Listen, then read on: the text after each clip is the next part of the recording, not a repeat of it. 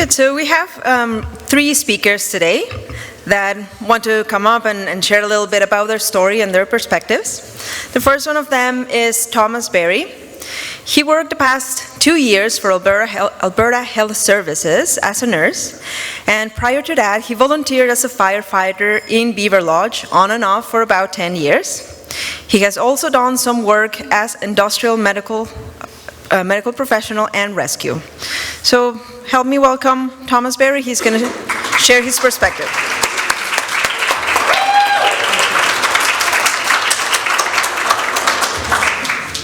I'm going to cover up somebody else's papers. So I'm terrible. I prepared a whole speech and I hate microphones, so I'm going to stand to the side because I never read the speech itself. So I just make it up as I go along and just look straight if you have papers. So I struggled a lot today because there's been so many amazing stories, right, from Sarah and Jessica's dance, and they look way better in kilts than I do. I didn't plan that, I promise.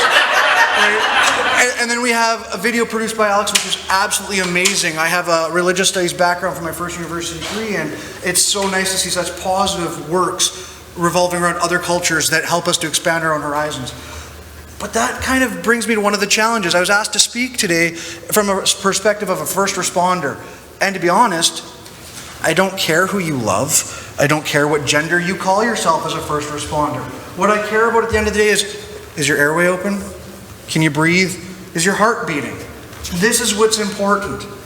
But to steal something from Michaela that spoke earlier, it's a matter very simply of this. It would be nice if we lived in a world where it didn't matter, where we just accepted each and every person for who they are and who they love and what they want. And that's what I want to come through as a healthcare provider to you and discuss what's really important from a healthcare and a first responder standpoint.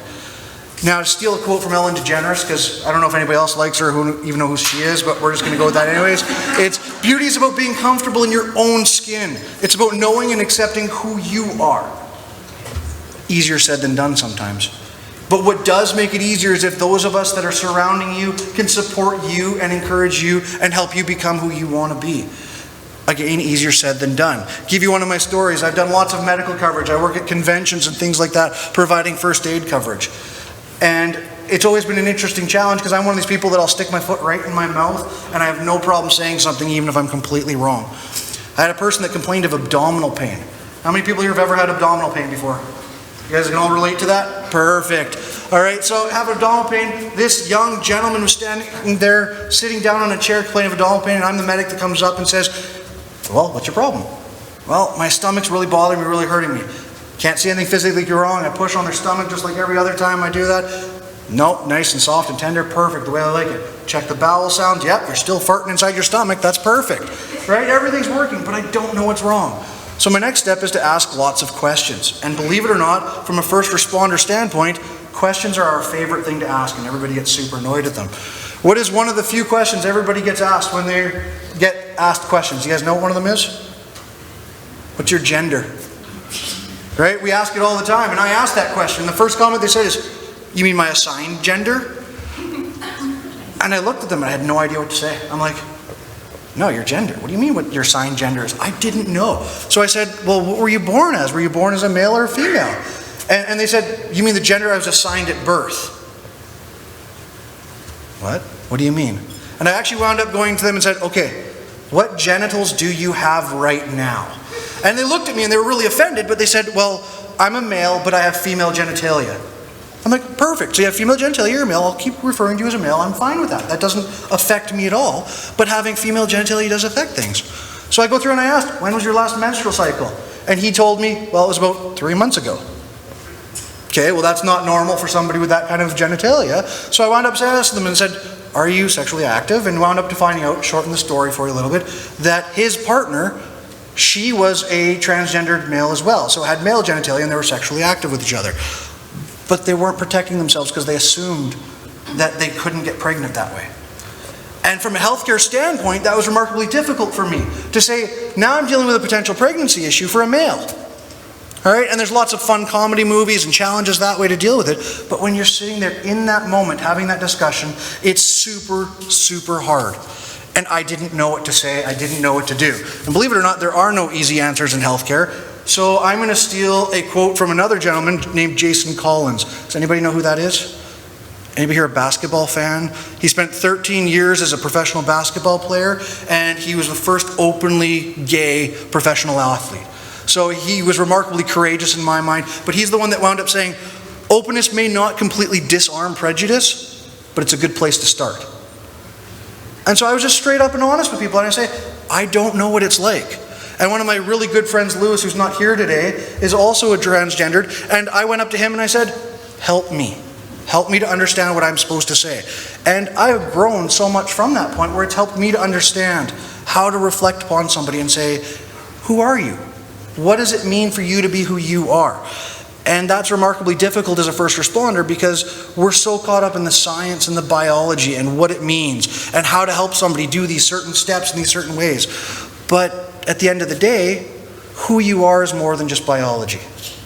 Who you are, you're the only one that can determine that. And as a first responder, I'm going to go through my checklist. Is your airway open? Are you breathing? Do you have circulation? Then I'm going to start asking other questions. Now, this all comes down to a really silly story, but at the end of the day, the reason why this is so important to me is because I have children. I have 3 amazingly beautiful daughters, and they always cause trouble on me and always cause me grief. But at the end of the day, I want them to grow up where they can go to school. They can go in the community and say, I need help. I'm concerned. I'm frustrated. And I want them to be able to walk up to me and say, hey, Daddy, this is who I am. And I can't tell you who they are yet. They're too young to tell me yet, so we'll see what time gives me. But I want to make my house that acceptable and that comforting and welcoming. But that goes to anybody in the community as well, because I want them to be able to go to a policeman, a firefighter, a nurse, and say, help me, I need help. And that's what this to me is about. That's what GALAP is about. It's about each and every one of us making our community safer, more acceptable for everybody, no matter where they come from and who they are. First responders have a hard job, and sometimes we get caught up on our own thing. We make mistakes. So what we ask for is acceptance of who we are too, and realize that sometimes the pressures we deal with are different. And realize that at the end of the day, we're welcome to have the conversation. Come up to us and tell us we offended you. Tell us. Because we are all people too. And no matter who you are, I think my favorite thing, we talked about favorite protest signs. But one of my favorite protest signs, I think I saw somebody with a button earlier on it, says, we are all people. And at the end of the day, that's what we need to understand. And as first responders, I can't tell you what your story is. You're the only one that can tell me what your story is. So as a first responder, I'm here to listen. And I hope that you will tell me your story. And that's what I want to get out of this. Thanks.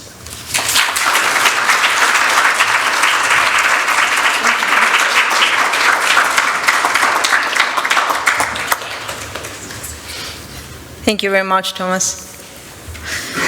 Now I would like to invite Dave Hilkowicz. Dave grew up in a farm outside of Manning. He attended college here in the Grand Prairie community. Currently he works in the oil field. He's a father of 3, grandfather of 2, and in collaboration with his partner Jane, they have been incredible allies to the LGBTQ+ community, even hosting the parent support group for quite a while. So, welcome, Dave.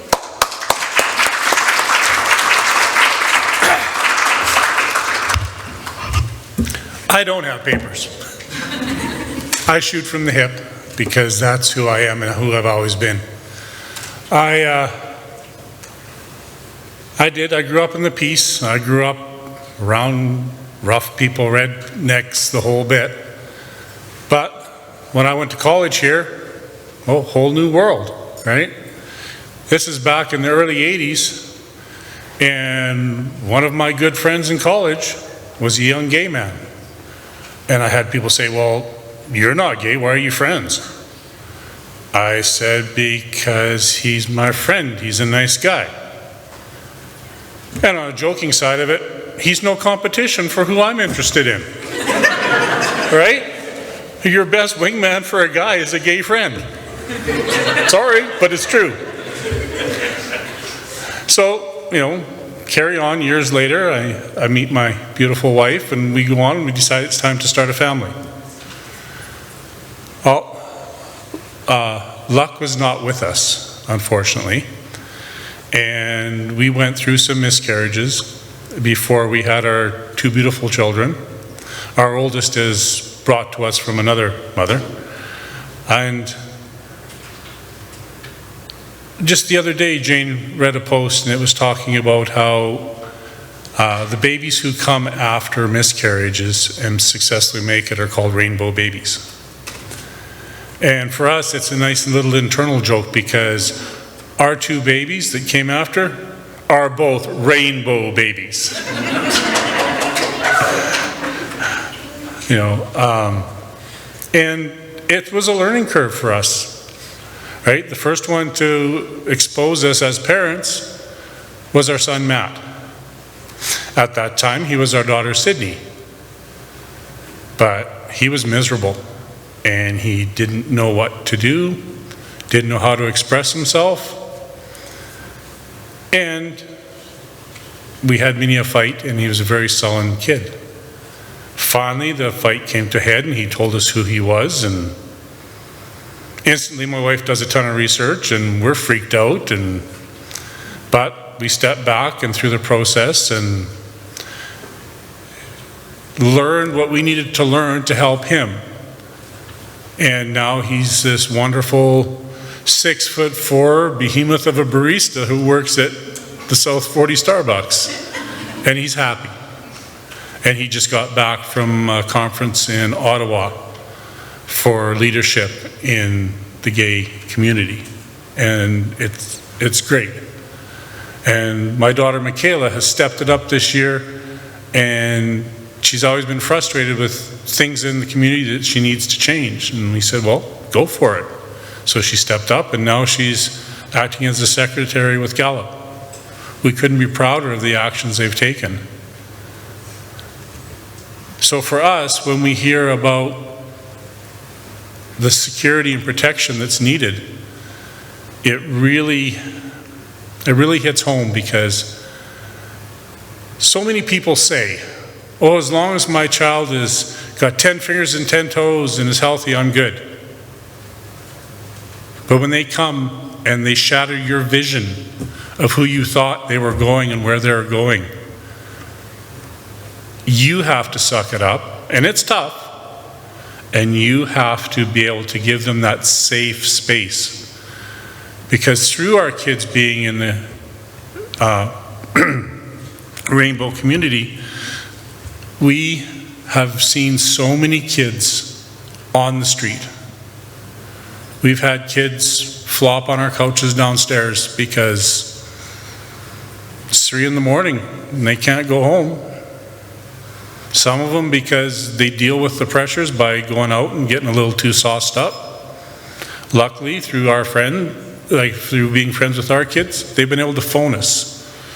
And yeah, I don't care, it's 2 in the morning. I'll fire my truck up and I'll go give you a ride. I'll get you home safe. Because I'd rather you be sleeping on my couch under a safe roof than trying to crash in this little house we have that's about 5-10 houses away from us that has tarps on holes in the roof. And when HIV North has stopped by there to check, guess who they find? Lots of homeless youth, and most of them are from the LGBTQ community. So I want to get to that world that my daughter hopes for, where that's not a fact, that's not needed. So yeah, that's basically our story, is that we're there, they're our kids. You don't get to say, oh, that's wrong, you're not our kid anymore. No, you're our kids. And as a society, we need to also be able to be aware that there's kids that don't have that, and in some ways they become our kids. And one last little piece I'll just say is we have a long ways to go in Canada yet to get where we need to be, but we are so much better off, and of course it goes without saying, a lot better off than our neighbors to the south. My son has a good friend who's in the States, and he's considering checking into asylum to get to Canada because his dad doesn't like him, because he's not the little girl that he was born as.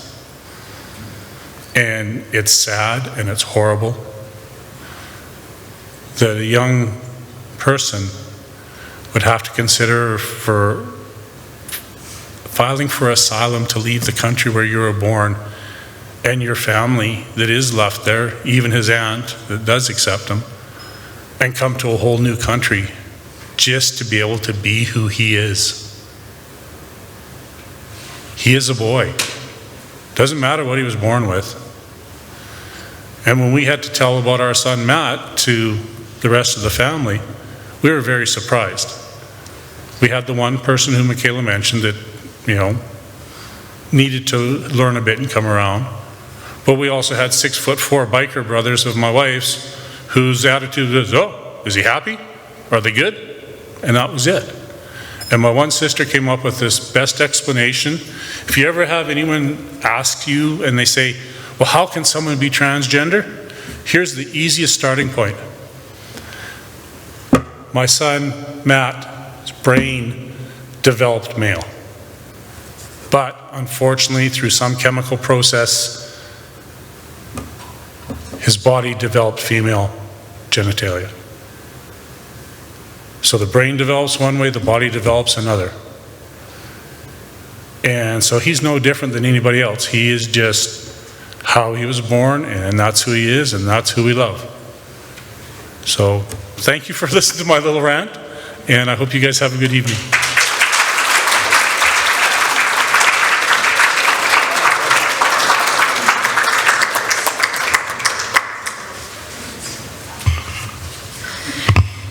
Good, and we have one more speaker for tonight, and he didn't want to give me a lot of information to present him. He just said, just say my name, Miles Keller. He is part of the GALAP board as well, and he has helped a lot making this event happen tonight. So let's welcome Miles.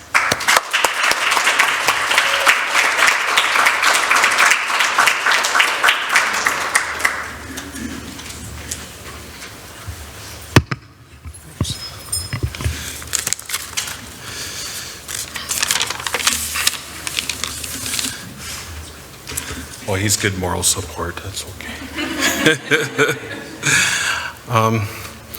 So tonight, after I'm done talking, we want to open the mic so people can come up and share their stories if they wish, whether positive or negative, or just their journey in our community.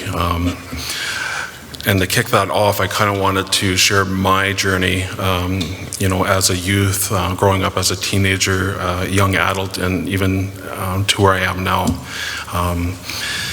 So my name is Miles. Like I said, I want to share my journey with you. It came really, really hard to write it down on paper. I've been staring at this paper for weeks, and it's really hard, to pinpoint the different things I've experienced over the years, but it's very personal, and until recently, I say within this last month, nobody knew it except a very few handful of people. So as a child, not having anybody to turn to, having no groups or student organizations to go to, feeling alone in the world. I went to our church because that was our community, and it was a place that I felt safe to, to ask questions about my sexuality. Unfortunately, the priest at the time used my confusion to rob me of my youth. He abused me both sexually and mentally for what felt like a lifetime. Confused and embarrassed, I withdrew quite a bit as a child. A lot of depression and anger and anxiety, which really had a large impact on my family. Within that span, I believe that gentleman let my parents know about my sexuality, and that did not go well for me in my household. Although I was never directly confronted by either my mom or my dad, my life and being a child diminished overnight. I was no longer a son to my dad. I lost that title. All bonding, parental love stopped overnight. Our relationship diminished, and it went from a very loving, caring family to very physical and very abusive, mentally also, for quite a few years. At the age of 12, I thought our family was as unlucky as the time was. I thought it was lucky because the fishery shut down in our home province and my family decided to move to Alberta. I was both devastated but very excited to move out of rural Newfoundland and into a bigger center. We were 150 people strong maybe. Our school was maybe 300 people. So to come to Grand Prairie at the time, I think we were just over 20,000. I thought, this is going to be an amazing experience. I can be myself. Even though leaving my grandparents behind destroyed me, just the thought of a fresh beginning really quickly took and outweighed any anxieties that I had. But my atypical gay accent that you see on all the TV shows and the flamboyant hand and my flamboyant personality quickly made me an easy mark in the schools and in this community. Within a very short time of arriving to Grand Prairie, we were actually living in the Wembley area. I was jumped, me and a friend, simply because I had nail polish on and sent to hospital. Very bloody and broken, felt very withdrawn, and it was around then that I faced my first attempt of suicide. I just had nobody that I could go to in the community that I felt safe with. The church had turned its back on me. My family weren't open, and I'm trying to be myself in the community, and it's not being accepted. Over this time, home life did not improve at all for myself. I began a very strong relationship with the kids that you speak of on the streets. I became very street smart. You surf couches and you eventually spend less and less time at home.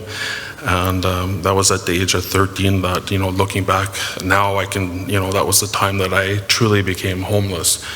Even though I had a home to go to, it was just not safe. And it hurt me more to see my mom being in between the battle. It was just safer to stay home. When that happened, I hid my sexuality, ran back to that closet, if you would say, but I hid my sexuality for over 20 years. I went on to do the Catholic thing of being married and meeting, a lady and having a child, and it was great, and it was what everybody wanted. And I can remember my grandfather coming to me and saying, "I never thought you would marry." And it didn't mean a lot at that time, but now looking back, because my grandparents were such a strong part of my life, I believe they truly knew who I was and were accepting of that. They were just not pushing me to come forth. They were waiting for my time. But after, about 9 years of marriage, I just wasn't happy. It wasn't me, and she wasn't happy. There were other complications in our marriage, but my sexuality was a big factor in that choice. And so when I did file for divorce and I got full custody of my son, I started looking inward on who I was and who I wanted to be. And the choice was simple. I just wanted to be me. So, I went back to school. I never really thought about my sexuality. I got a career as a power engineer. I was raising my son as a single parent, starting to get money in the account, looking at buying a house. Things were going really, really good. After I got that ticket and I was hired, I started to explore with the gay community, and I was going on one of my first dates with another gentleman. And unfortunately, that ended with me in the hospital after my second suicide attempt. The gentleman that I met with actually did work at the employer that I was working with. He was in a supervising position, but drugged me that night. So I was raped, and it was an experience that, when you see it on TV and you think, why didn't that lady fight back, or why, it's amazing how paralyzed you are, and there's nothing you can do but endure it and hope for it to be over. And so it really took a long time, not so much to, at first you're angry and you want nothing but revenge, but to going from that victim to a survivor state is where I found myself now. But I spent the last, my husband could tell you, I've been in my basement for probably the last 2.5 years, 3 years, because I was just afraid to be myself and be a part of the community. Sitting in a restaurant was a big deal because I was always having that fear of being attacked. My 3 experience of coming forth where I was attacked for simply being me. So there's quite a few other things in between the story, but the reason I wanted to share this to you tonight is just to express how phobia is still a very strong part of our community, and if people like myself and the other members of the board and the community and volunteers don't step forward, these kids don't have a chance. That night at home I was with the election, and the GALAP board meeting was the next night, and I stayed up and I was so upset with the results, and not so much from the economy point of view, but it was from the human points of view that I voted. And to see us take that step back really motivated me to come forth and just stand for our youth and hopefully, share my story and prevent them from going through some of the same things. So I won't go any further in the details. Thank you for letting me tell my story, and I encourage anybody else to come on up and share theirs if they feel strong enough. Or you can just come up and say hi. Thank you.